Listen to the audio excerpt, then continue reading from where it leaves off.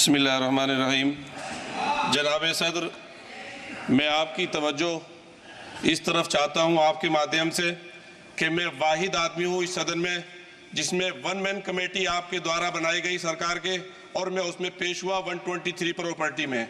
Justice Aryan ने जो report पेश की, आज तक वक्फ बोर्ड को नहीं बताया गया, चूंकि वो आपकी मंशा के खिलाफ थी और गवर्नमेंट की मंशा के मुताबिक नहीं थी।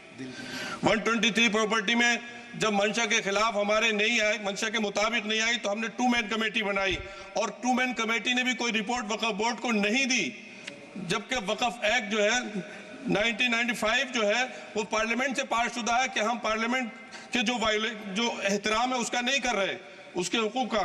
इसी तरह से सर सूबाई हुकूमतों को इख्तियार दिया गया।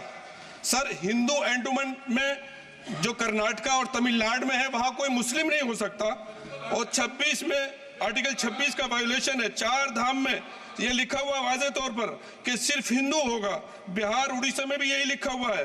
पंजाब हरियाणा में गुरुद्वारा प्रबंधक कमेटी में सिर्फ सिख होगा ओनली, और ये उनका अधिकार है जिसको माना गया है। लेकिन मुस्लिम के साथ में यह अन्याय क्यों है? और सुन लीजिए सर मैं आपकी तवज्जो के चाहता हूं, दुनिया का सबसे पहला वक्फ खाने काबा मक्के में है। क्या हम उसके ऊपर भी सवाल उठाएंगे कि वहां पर भी हमारा कोई हिंदू भाई हो? हम अपने वकार को, अपनी इज्जत को, अपने मुल्क की, अपने शान को, अपने संविधान को खुद अपने पैरों तले रौंद रहे हैं। और वक्फ एक मुसलमानों का मजहबी अमल है, एक मजहबी फरीजा है। इससे उनको महरूम कॉन्स्टिट्यूशन के जरिए से भी कोई ताकत नहीं कर सकती।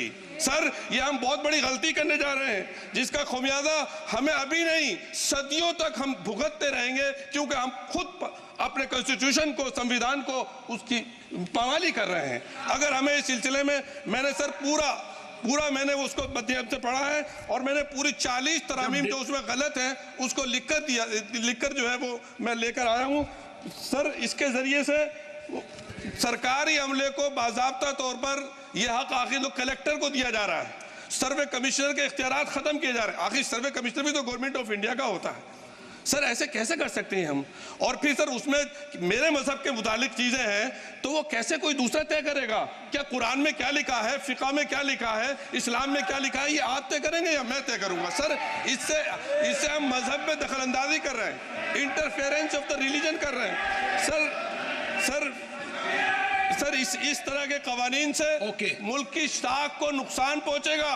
कॉन्स्टिट्यूशन की स्पिरिट हम खत्म कर देंगे, और अगर ये होगा तो कोई भी अकलियत, कोई भी माइनॉरिटी अपने आप को हिंदुस्तान में सेफ नहीं करेगी। पिछले दिनों सिखों के साथ भी ये हुआ, और कुछ ईसाई भाइयों के साथ भी इस तरह के वाकयात हुए हैं, जिसकी वजह से सब लोग अपने आप को असहाय महसूस कर रहे हैं। 10 साल से जो मुल्क में माइनॉरिटीज के साथ, उनके हुकूक के साथ, उनके रिलीजन फ्रीडम के साथ जो खिलवाड़ किया जा रहा है, उससे रूह कांप जाती है। और ऐसा महसूस होता है कहीं ऐसा ना हो कि जनता इन हुकूक के लिए, कॉन्स्टिट्यूशन को बचाने के लिए दोबारा सड़कों पर आ जाएगी। सर